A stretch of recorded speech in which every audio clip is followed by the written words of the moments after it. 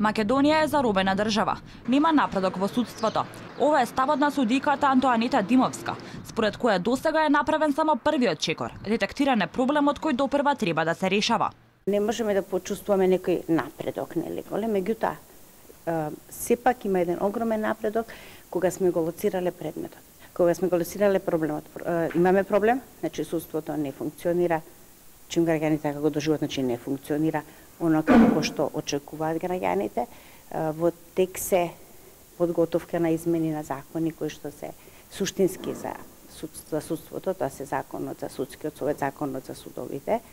Ќе видиме што тоа ќе донесе, бидејќи знаете, ние судовите сме консултирани, меѓутоа што тоа ќе излезе како финален производ не можеме да знаеме. И граѓаните немаат доверба во судството. Најголемиот дел од нив сметаат дека е корумпирано и зависно од центрите на моќ. Не. Изгубивме доверба и во политиката и во судството. Сега за сега не верувам во ништо. Во ништо не верувам. Тоа што све е наопачки поставено. Да, корумпирано ли е? Да, многу. Превише. Не знам како ќе се извлечеме од ова. Не. Со ова се согласува и народниот правобранител. Најголемиот дел од претставките кои стигнуваат кај него се однесуваат токму на судовите.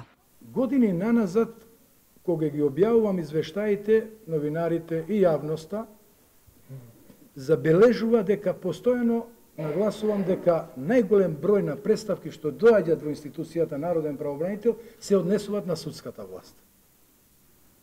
И тоа прво изгледа вака дека ова власт ни е најлоша и најнестручно, нетранспарентно работи.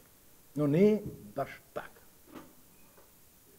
Јас се согласувам дека во нашето општество треба да има надпревар. Судството е сегмент кој редовно ги добива меѓу најслабите оценки од Европската Унија. Владата формираше совет за реформи кој од самиот старт се соочи со проблеми.